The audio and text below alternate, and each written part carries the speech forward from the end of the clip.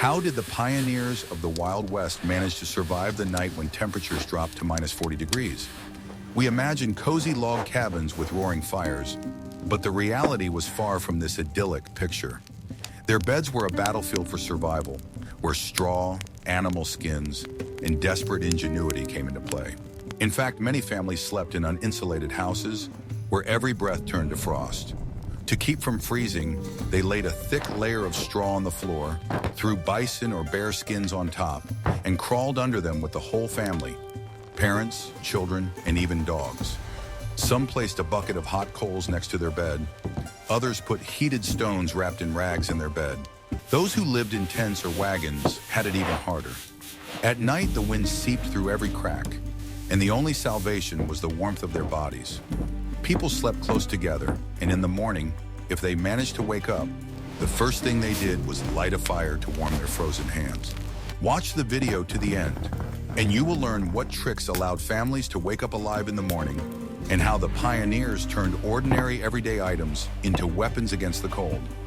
After all, the real battle for life did not begin on the road or by the fire. It began after sunset, when darkness and frost tested people's endurance.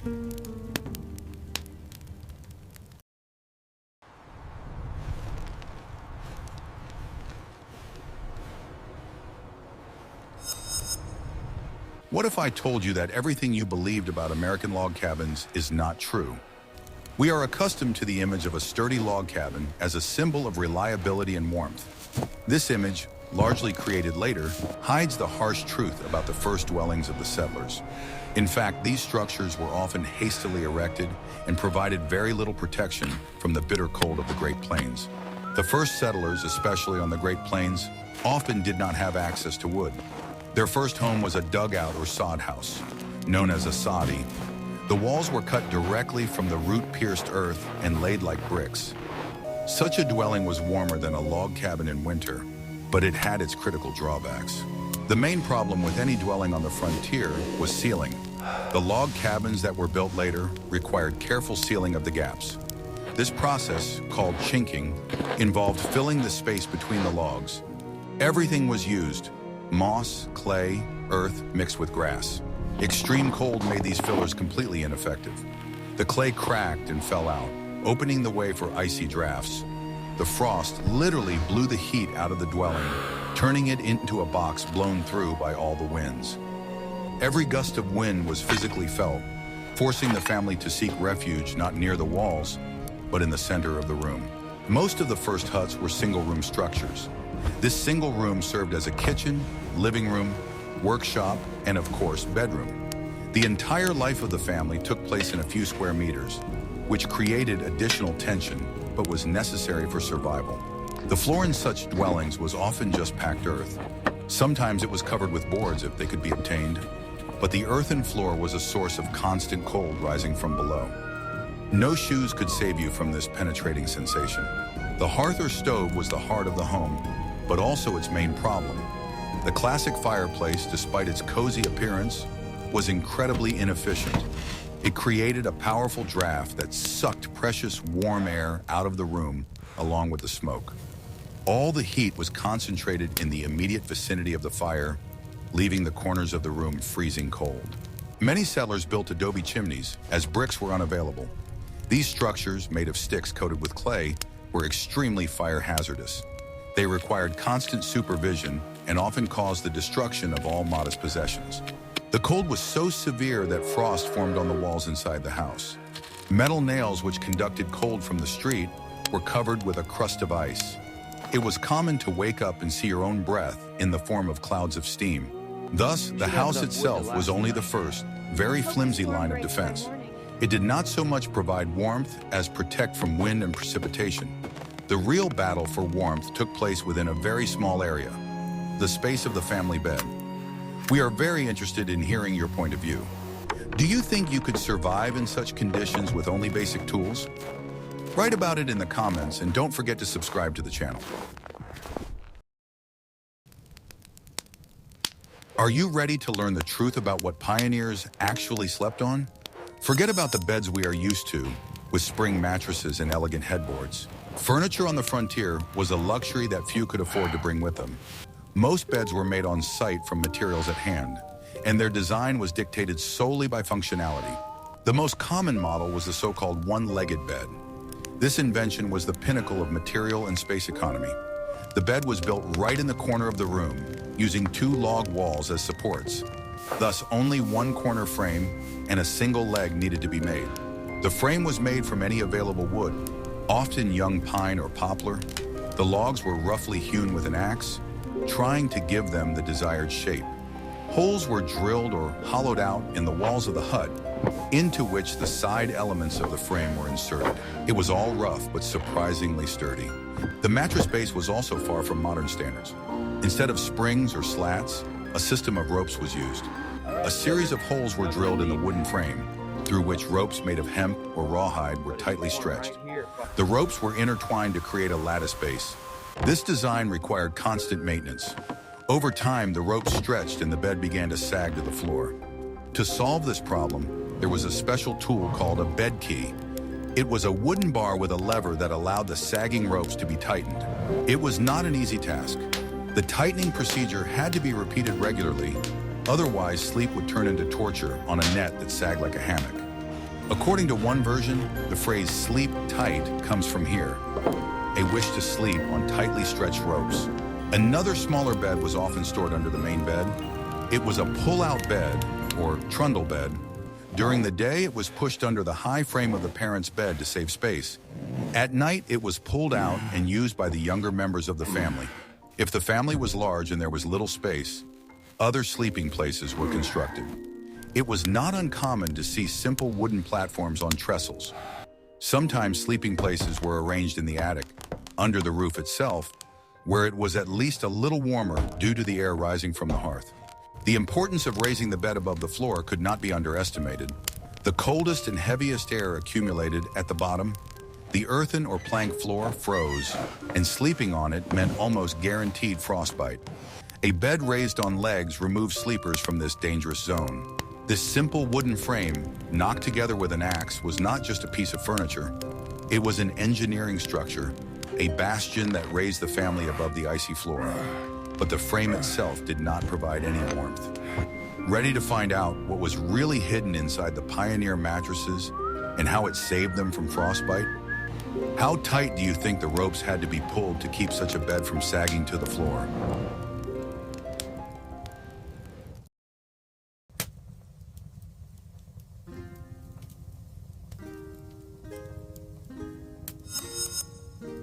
I will reveal the most closely guarded secret of the warmth of a Pioneer bed.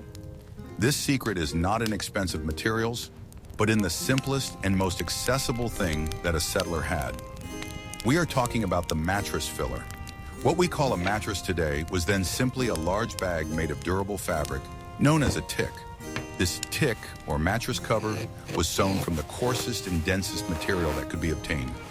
It could be canvas, burlap, or homespun cloth. The main requirement was durability, because the bag had to withstand heavy weight and constant use. One side of the bag was usually left unsewn for ease of filling. The most common, cheap, and accessible filler was ordinary straw. After the wheat or oat harvest, there was an abundance of it. Straw was not just a filler, it was a key element of thermal insulation. Its hollow tubes created thousands of air pockets that retained body heat. This is the very mini heat measurement we mentioned. The effectiveness of insulation depends not on the material itself, but on its ability to retain still air. Straw, for all its simplicity, did this very well. A layer of straw several dozen centimeters thick created an effective barrier between the sleeper and the icy drafts under the bed. However, straw had serious drawbacks. It quickly became compacted and clumped together. After just a few nights, the mattress became hard, uncomfortable, and lost its insulating properties. It developed dents that could not be repaired. Therefore, the mattress required constant care.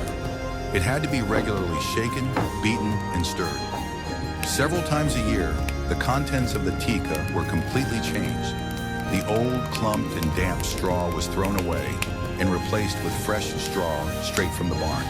This process was an important part of the autumn rituals. The whole family participated in stuffing the mattresses with fresh straw that smelled of the field. It was hard work, but it guaranteed relative comfort and warmth in the coming winter months. In regions where corn was widely grown, corn husks became a popular alternative. The dried leaves that wrapped the cob were more resilient and durable than straw. They did not settle as quickly, although they made a characteristic loud rustling sound with every movement. Hay was sometimes used, but less frequently. Hay was valued as feed for livestock and was too soft. It absorbed moisture faster than straw and began to rot, which created a lot of problems in enclosed spaces. After filling, the tick was sewn up with rough stitches. The result was a tall, fluffy, but very uneven mattress. It was this simple and inexpensive technology that was the basis for survival. This bag of straw was the first and most important line of defense against the cold rising from below. If you find this survival story remarkable, be sure to like this video.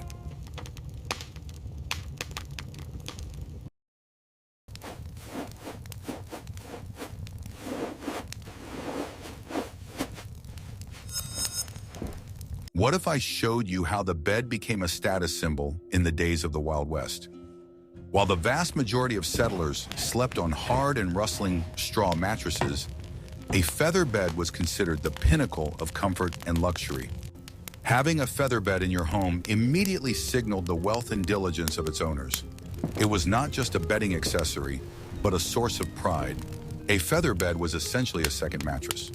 It was made of the same sturdy fabric, but instead of straw, it was stuffed with down and small feathers. Goose or duck down was most commonly used. The feather bed was placed on top of the main straw mattress, creating a soft and warm top layer. The process of collecting down was incredibly long and laborious. Down and feathers were collected from domestic birds throughout the year. It was painstaking work done by women. Each feather was selected, dried, and stored in a special bag. It could take years to collect enough down for a single feather bed. Often, the collection of down for a feather bed began when a daughter was born into the family. The finished feather bed became an important part of her dowry. It was a valuable asset that symbolized her readiness for family life. The thermal insulation properties of down are incomparable to straw. Thousands of tiny down fibers create millions of microscopic air pockets. This structure makes down one of the most effective natural insulators, which is unmatched in retaining the heat of the human body. Sleeping on a feather bed was completely different. The body was literally immersed in a soft and warm cloud. The feather bed not only insulated from the cold below, but also enveloped the sleeper, preventing heat from escaping to the sides. In severe frosts, it was a real salvation. Of course, a feather bed required care. It could not simply be left on the bed. Every morning, the feather bed had to be thoroughly fluffed so that the down would not clump together and form lumps. Without this, it quickly lost its fluffiness and thermal properties. Periodically, on warm and sunny days, the quilts were taken outside. They were hung up to dry and air out. Sunlight and fresh air helped to get rid of accumulated moisture and odors. This was necessary to maintain hygiene and extend the life of this valuable item. It was rare for one house to have many feather beds. Most often, the best one was placed on the main bed. The rest of the family had to make do with simpler beds. Thus, the bed truly became an indicator of status within the family. Having a feather bed meant more than just comfort. In conditions where the temperature in the house was barely different from the temperature outside, this soft layer of down could be the deciding factor between a simply cold night and life-threatening hypothermia. In the next chapter, we will learn what served as the top layer of protection. How long do you think it took to collect enough down for one feather bed?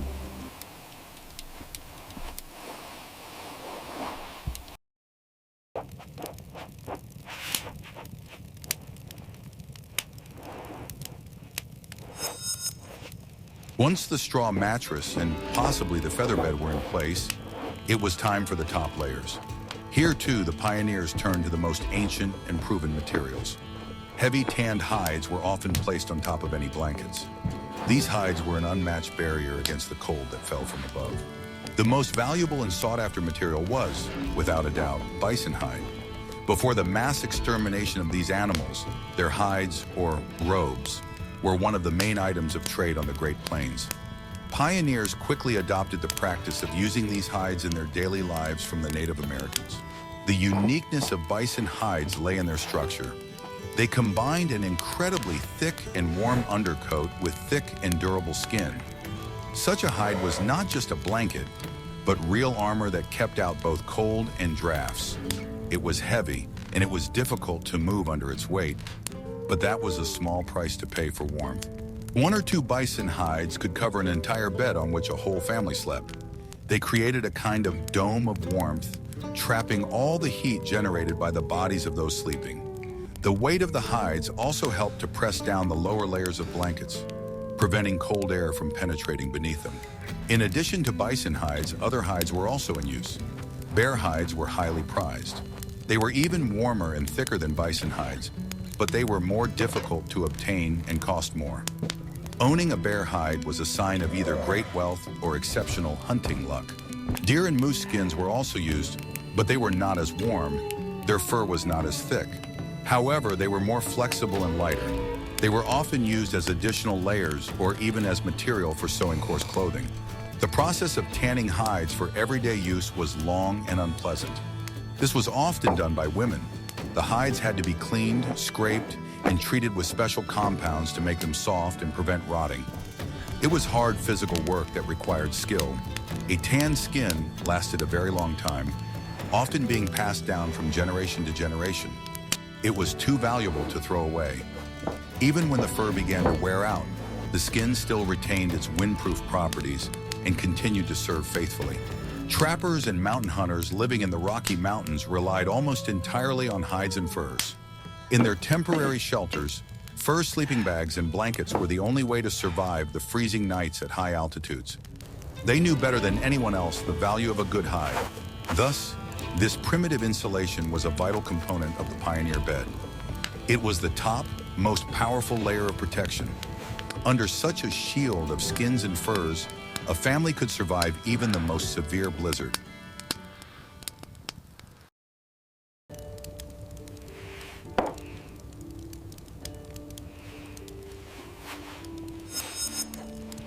Guess what was the most valuable item in a pioneer's home that couldn't be bought with money?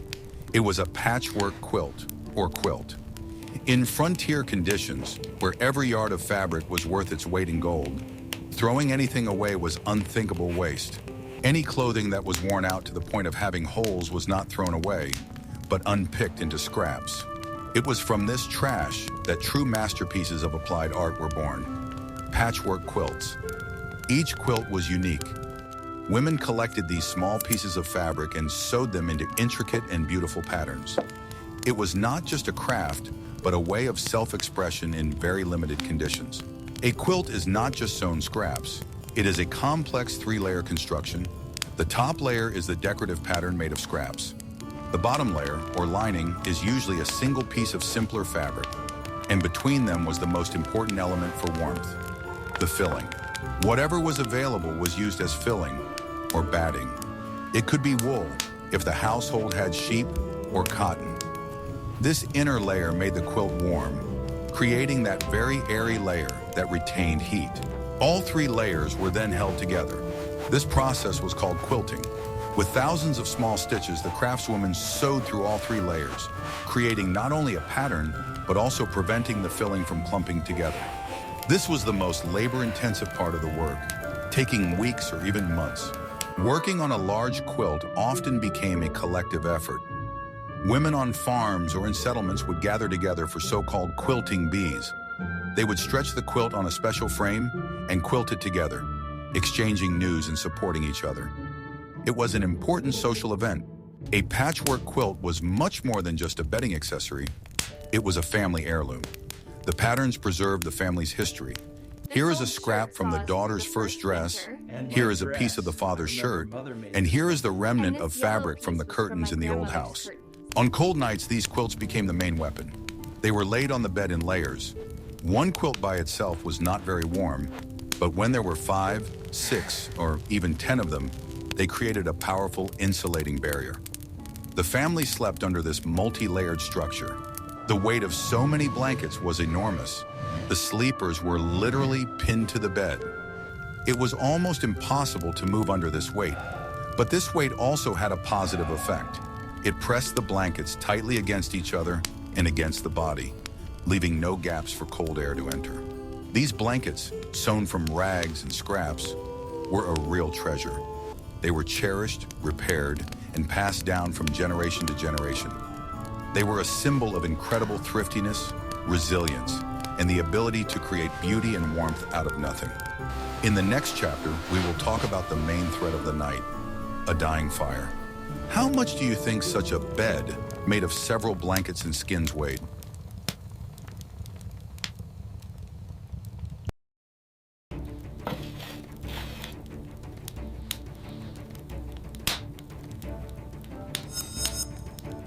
The hearth or stove was the only source of heat in a pioneer's hut.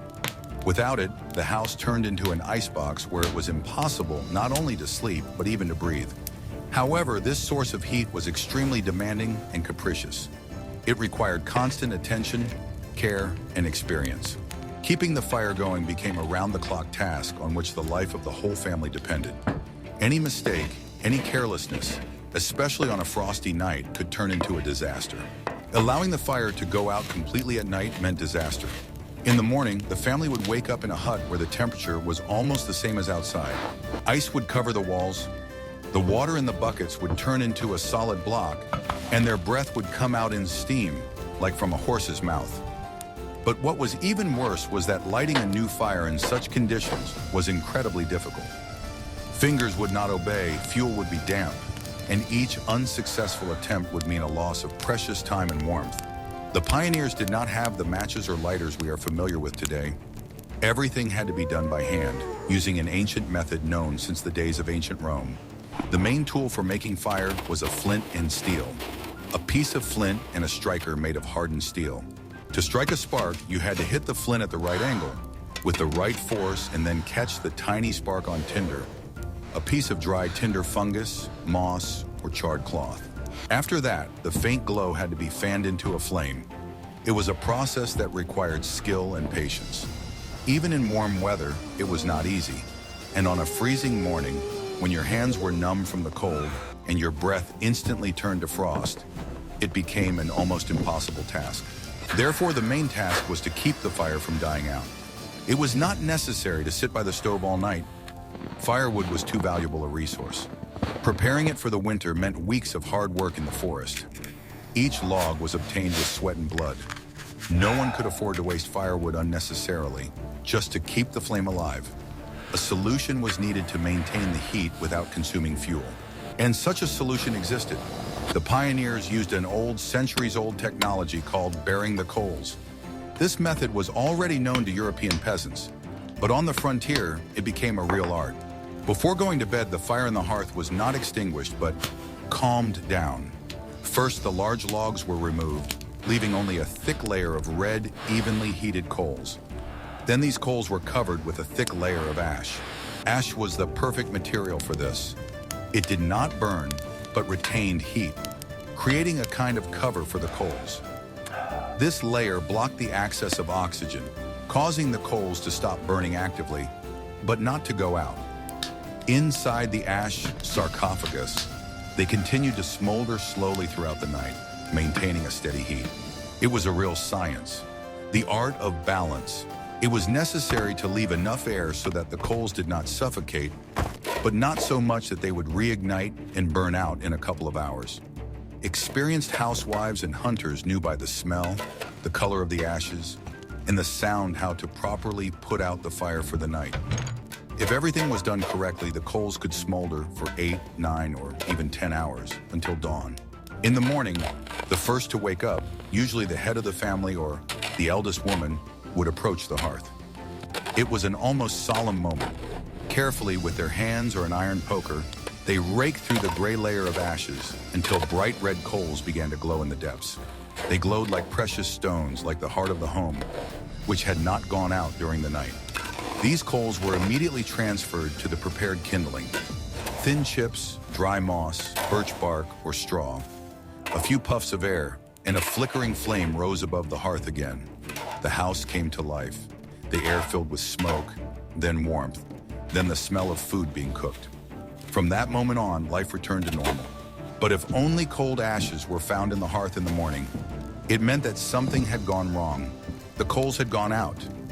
And then the real trouble began. The house was freezing cold. The wood would not burn because it could not be lit without coals, and the flint produced only a weak spark. In such cases, there was only one option: to go to the neighbors to borrow fire.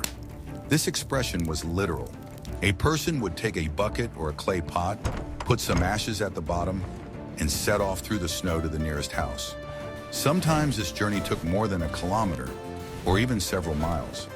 The frost bit their face, the wind cut their skin, and their feet sank into the deep snow. But there was no other way. Without fire, a family could not survive even a single day. They asked their neighbors for a few smoldering coals, which they placed in the ashes, wrapped in cloth, and carried back, trying not to let them go out. Such a trip was not just a mundane chore, but a real reminder of the fragility of life on the edge of civilization. Losing the fire meant losing safety, warmth, the ability to cook food and keep warm. That is why the hearth was never treated lightly. It was cherished like a living creature. The hearth was the heart of the home, and as long as there was at least one ember smoldering in it, the pioneers knew that their home was alive. The flame connected generations. Parents taught their children the art of bearing coals, passing on this skill as a family secret. And if the fire was kept alive in the house, it meant that the family had survived, that winter had been defeated for another day.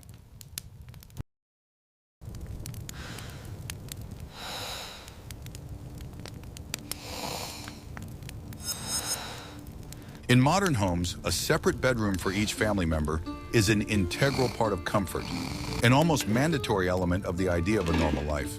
We are accustomed to personal space, to silence and privacy, to the ability to close the door behind us. But on the American frontier of the 19th century, such luxury was absolutely impossible.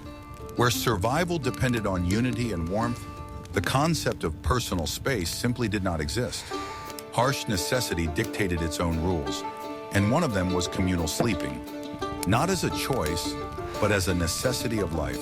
As we already know, most settlers' huts consisted of a single room that served as a kitchen, living room, bedroom, and workshop all at once. Everything necessary for life was contained within these four walls. In the same room, they cooked food, repaired tools, taught children, received guests, and slept.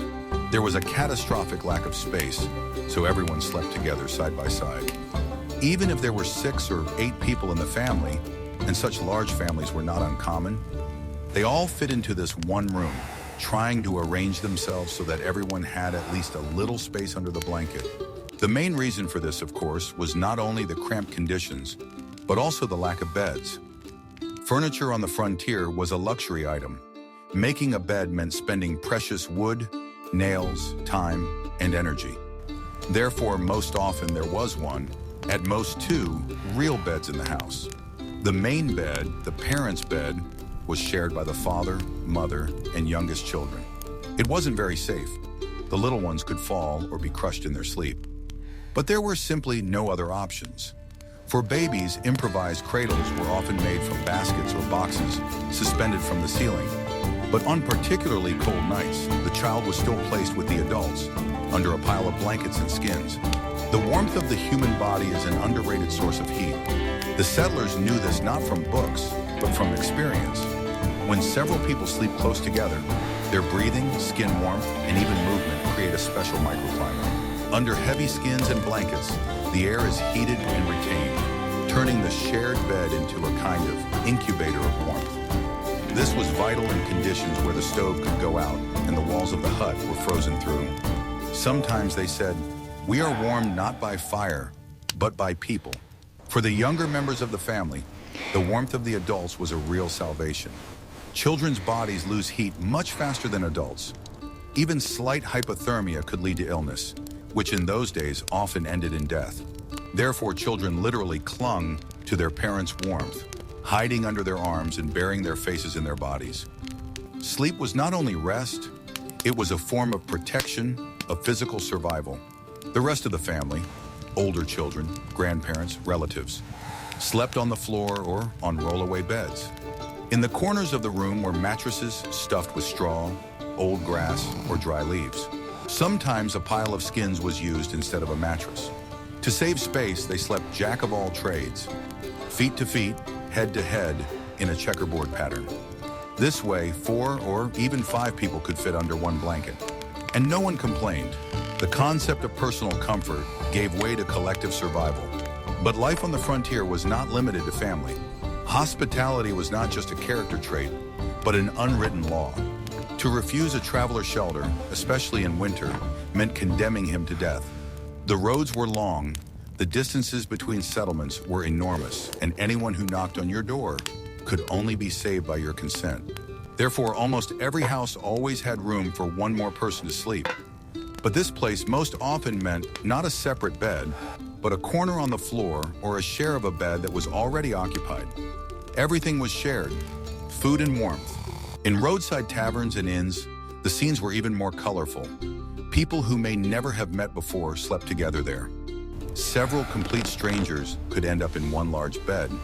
A farmer, a merchant, a driver, a sailor, a traveler. They went to bed without taking off their clothes to maintain at least a minimum sense of decency and simply shared blankets. No one considered this strange. It was the norm, dictated by circumstances. Sometimes up to 6 people slept in one bed, literally warming each other. However, there were cases when a man and a woman who were not married ended up in the same bed. To avoid awkwardness, they used a so-called dividing board.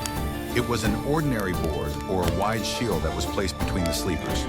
It symbolically preserved decency and allowed people to sleep side by side without violating social norms.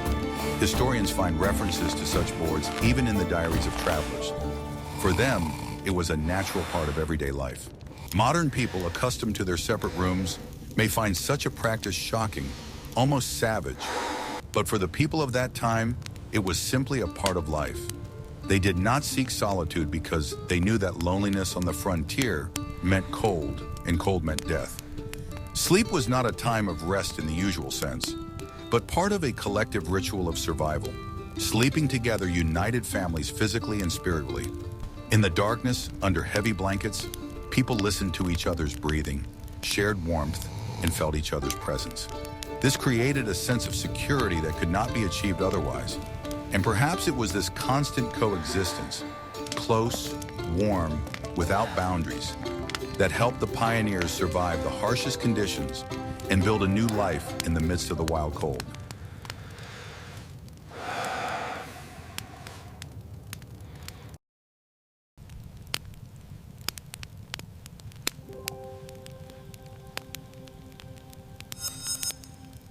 The main enemy in the icy hut was not so much the frost itself as its eternal companion, the draft.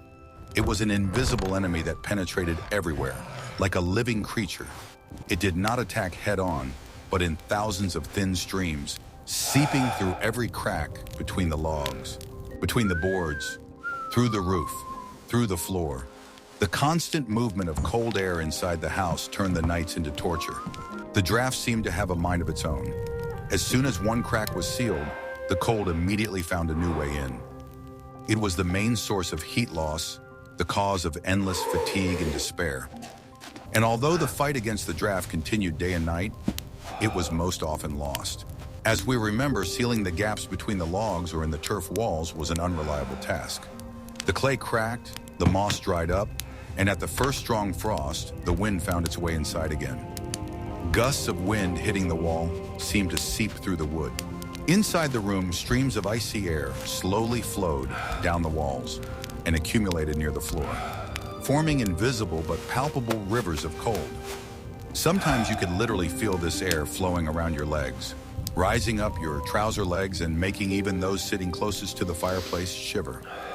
As a result, areas with different temperatures formed in the house. A strange, uneven warmth, as if pieces of heat and cold lived separately from each other.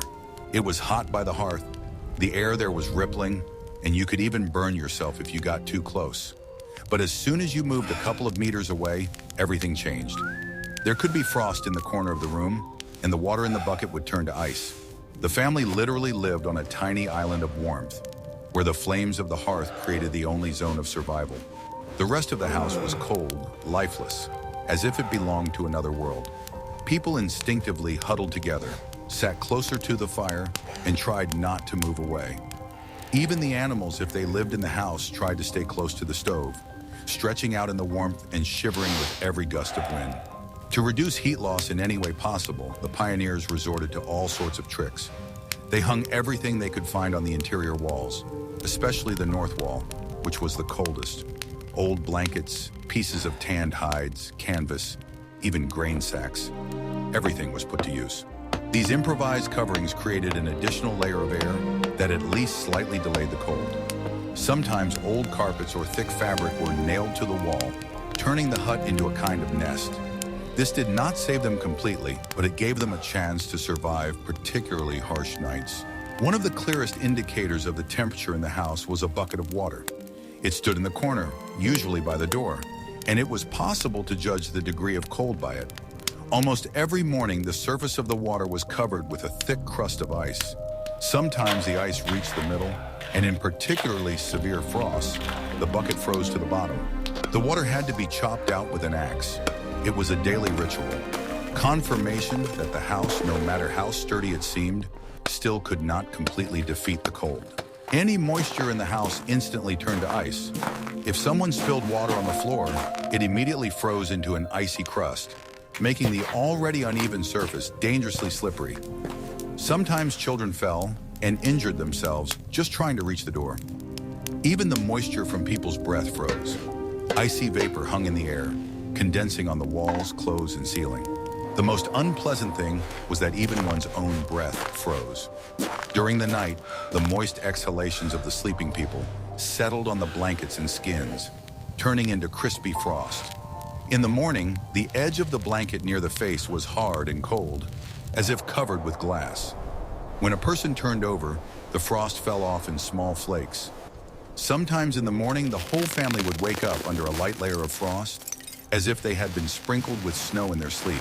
Metal objects inside the house became real conductors of cold. Nails, hammers, knives. Everything was covered with frost. Even the heads of nails sticking out of the walls were white as snow. Touching them was painful. The metal instantly drew away the heat and could cause frostbite. Kitchen utensils, dishes, tools. Everything felt icy, even if it was near the stove.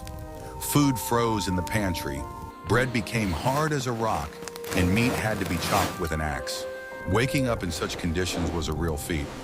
Getting out of the warm, barely heated cocoon of the bed meant voluntarily stepping into an icy realm. The cold enveloped you instantly like a blow. The body shrank, teeth chattered, and breath came out in clouds. The first thought every morning was the same: to get to the hearth. There, under a layer of ash, the coals were still smoldering, and they had to be quickly fanned to bring life back into the house. This was the first and most important morning ritual. Fire means warmth, and warmth means life. This daily and nightly struggle against the cold was exhausting not only physically, but also mentally. People lost strength, became irritable and apathetic. Sleep did not bring rest. It was like waiting. The family simply tried to survive the night, to live until dawn, when the first rays of the sun, even in winter, brought at least a little relief. Morning was perceived as a victory, small but real. Every day they managed to wake up was proof that they had survived.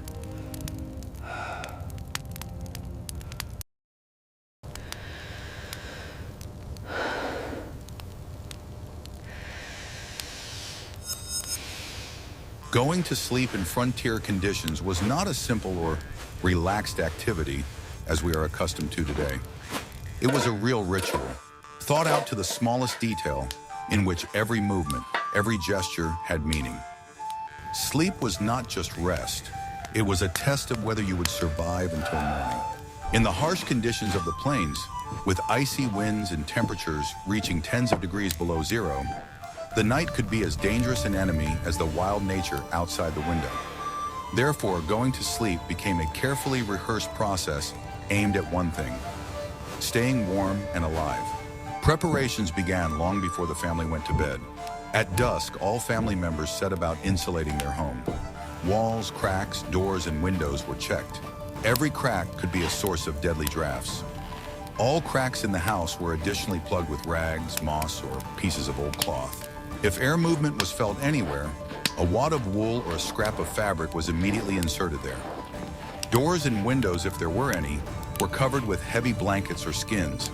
These simple but effective barriers helped to retain at least some of the heat inside.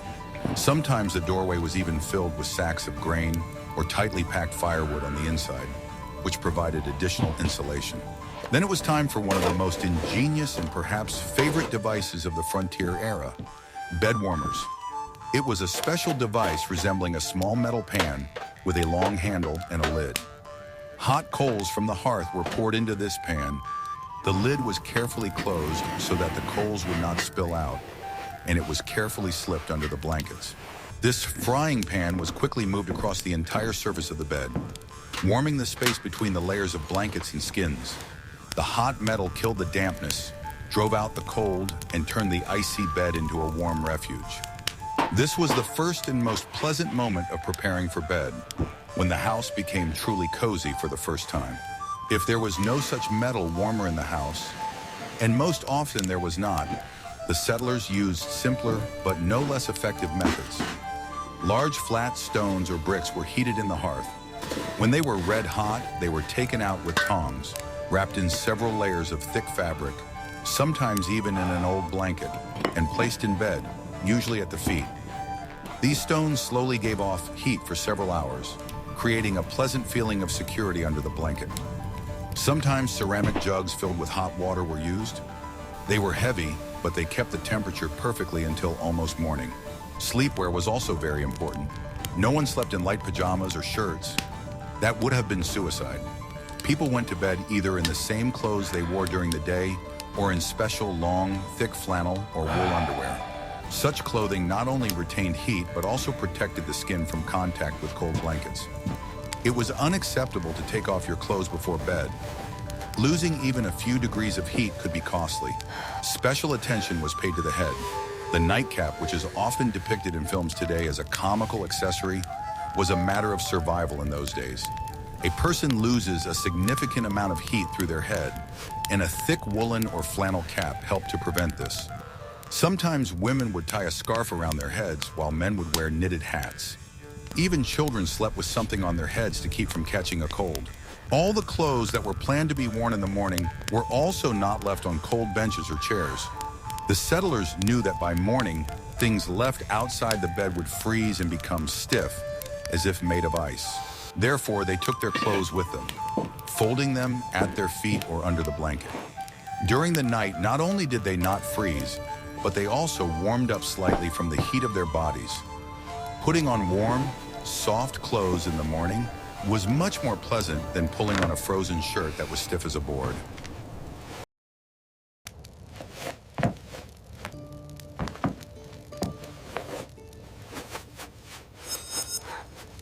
We can see that sleep for a pioneer was not rest, but real work, the last stage of the daily struggle for survival. It was a carefully thought-out system where every element was important, from the straw in the mattress and the patchwork quilt to the ritual with hot stones and sleeping together. Everything was aimed at one goal: to preserve precious warmth and live to see the morning. These people braved the elements with only the most basic materials and their own ingenuity at their disposal. Their frozen beds were not a place of comfort, but a battlefield where the icy cold of the frontier and the unyielding human will to live converged. They proved that even in the most inhuman conditions, it is possible to find a way to survive. What aspects of the pioneers' daily life would you like us to cover in future issues? Perhaps you are interested in their diet, hunting methods, or how they built their first tools? Suggest your topics in the comments, and don't forget to subscribe to our channel so you don't miss our next explorations of the harsh life on the American frontier.